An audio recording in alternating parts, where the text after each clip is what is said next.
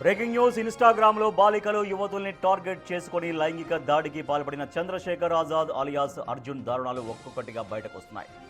పెళ్లిపోరుతో మోసం చేసి నిందితుడు పలువురిపై లైంగిక దాడికి పాల్పడినట్లు పోలీసుల విచారణలో తేలింది. తాజాగా పెళ్లి చేసుకున్నారని నమ్మించి చంద్రశేఖర్ తనపై పలుమార్లు లైంగిక దాడి చేశాడని మరో బాధితురాలు జూబ్లీహిల్స్ పోలీసులకు ఫిర్యాదు చేశారు.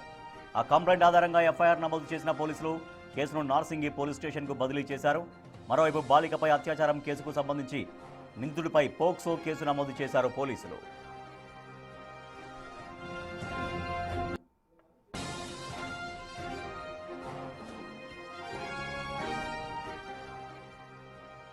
నిందితుడు చంద్రశేఖర్ ఇన్స్టాగ్రామ్లో స్టైలిష్గా ధనవంతుడిలాగా కనిపించే ఫోటోలను పోస్ట్ చేసేవాడు.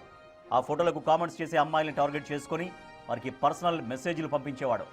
మాయమాటలతో వారిని ప్రేమలోకి దించి ఆపై లైంగికంగా వాడుకునేవాడని పోలీసుల దర్యాప్తులో తేలింది. 2024లో ఒక బాలికను ఇన్స్టాగ్రామ్ ద్వారా పరిచయం చేసుకున్న నిందితుడు ఆమెను ప్రేమ పేరుతో లోబర్చుకున్నాడు. బాలిక ప్రవర్తనలో మార్పు గమనించిన తల్లిదండ్రులు పోలీసులకు ఫిర్యాదు చేశారు.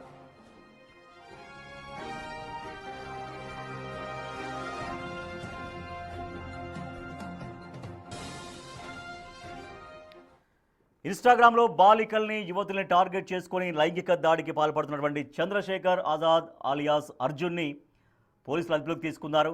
మా ప్రతినిధి సుజాత మరింత సమాచారం సార్. సుజాత, అర్జున్ పైన ఎటువంటి కేసులు నమోదు చేశారు? అర్జున్ ఇంకా ఎవరెవరిని ఈ రకంగా మోసం చేసినట్టుగా పోలీసులు తెలుసుకున్నారు?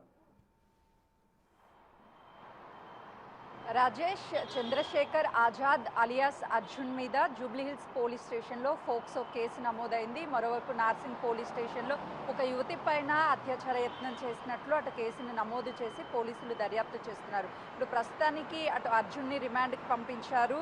గత 2024లో మైనర్ బాలికని ఇన్స్టాగ్రామ్లో పరిచయం చేసుకున్నటువంటి అర్జును ఆ అమ్మాయిని ప్రేమ పేరుతో ఆ అమ్మాయిని కొంత డబ్బులు వసూలు చేయడము, ఆ తర్వాత ఆ బాలికని బెదిరింపులకి గురి చేసినట్లు తల్లిదండ్రులు ఇటు పోలీస్ స్టేషన్లో ఫిర్యాదు చేశారు. ఫిర్యాదు చేసిన అనంతరం కూడా పోలీసులు కేసు నమోదు చేశారు. 2024 తర్వాత అర్జున్ ఆ బాలికకు కొంత దూరంగా ఉన్నట్లు బిహేవ్ చేశాడు. ఆ తర్వాత ఆ బాలికి సంబంధించినటువంటి ఇంటి సెక్యూరిటీ ఎవరైతే ఉంటారో వాళ్ళ దగ్గర నుంచి నెంబర్ని తీసుకొని వాళ్ళ ఫోన్ నుంచి బాలికకి కాంటాక్ట్ అవ్వడము, ఆ తర్వాత నేను ఒక స్టార్టప్ కంపెనీని స్టార్ట్ చేస్తున్నాను, డబ్బులు ఇవ్వు అని అనగానే ఆ అమ్మాయి వాళ్ళ నాన్నకి తెలియకుండానే కొంత డబ్బుని అర్జున్కి ఇచ్చింది. ఆ తర్వాత వాచ్మెన్ అంటే అక్కడ ఉన్నటువంటి సెక్యూరిటీ ఆ బాలికని బెదిరింపులకి గురి చేసి ఇంట్లో ఈ విషయాన్నంతా చెప్తాము, మాకు నగదునివ్వాలి అని చెప్పేసి బ్లాక్మెయిల్ చేయడంతో దాదాపు 5 లక్షలు ఇచ్చింది. అదేవిధంగా ఆంధ్రప్రదేశ్కి చెందినటువంటి